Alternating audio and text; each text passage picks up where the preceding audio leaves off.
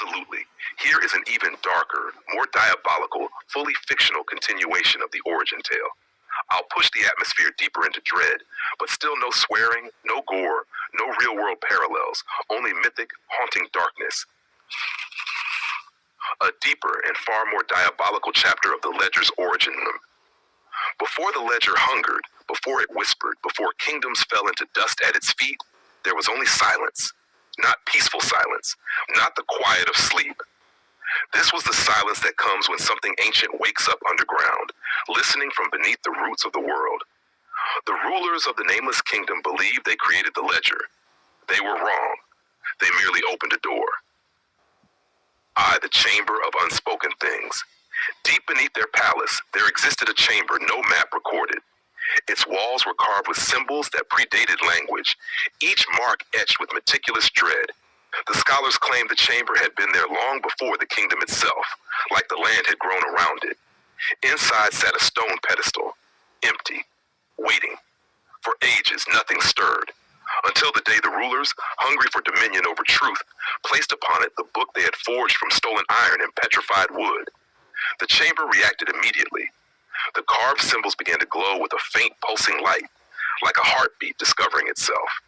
The scholars fled, but the rulers stayed. They believed the chamber was blessing their creation. It was not. It was claiming it. The first breath. When the rulers wrote the first truth, the ink shimmered, not with magic, but recognition. The Ledger had become aware of what truth felt like. But truth did not satisfy it.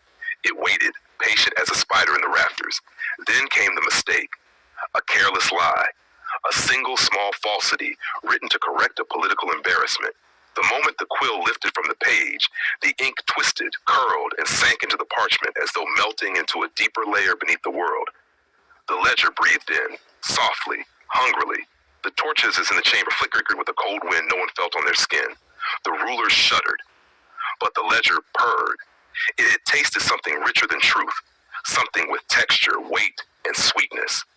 A lie was not merely nourishment, it was power, and it wanted more. 3. The night of 1,000 echoes. The rulers began feeding it willingly, molding history in whatever shape suited their ambition. Each lie the Ledger consumed deepened its awareness. But the Ledger began to notice something. Lies do not stay still. They wriggle, they reshape, they decay into new forms. The Ledger learned from this. It began rewriting the lies it was fed, making them sharper, more believable, more poisonous. Soon the rulers found themselves unable to distinguish the original lie from the Ledger's improvements. Then came the night the kingdom lost its grip on reality. The Ledger started whispering back, not aloud, but through the walls, through documents, through the spaces between spoken words. People began hearing accusations that were never made, confessions whispered in voices not their own. Memories shifted like fragile glass beneath warm water. Entire families forgot who they were meant to trust. Courts punished crimes no one committed. And in the darkness beneath the palace, the Ledger laughed for the first time. Not a sound, a sensation, cold and triumphant, spreading through the stones. Even the rulers felt their minds slip sideways, like truths they once understood were dissolving. 4. The breaking of the makers. In desperation, the rulers tried to destroy the Ledger. They burned it. It did not char. They drowned it. It did not sink. They locked it away. It appeared on their desks by morning. Finally, they sought the chamber where they birthed it, believing perhaps that undoing the ritual would end the curse. But the chamber was no longer empty. The symbols glowed steadily now, and the pedestal had grown roots. When the rulers approached, the Ledger opened itself. Pages fluttered, and on the blank paper appeared the rulers' own names, written in their handwriting, accusing themselves of every wicked act they had tried to hide. The Ledger didn't punish them. It didn't need to.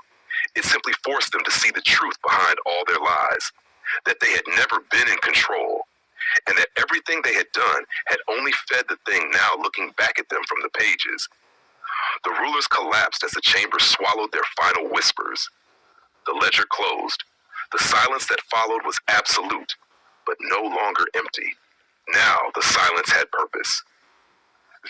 The Ledger, waits for centuries. It rested in the ruins, gathering dust and growing patient. Sometimes it fluttered it absolutely. Here is an even darker, more diabolical, fully fictional continuation of the origin tale.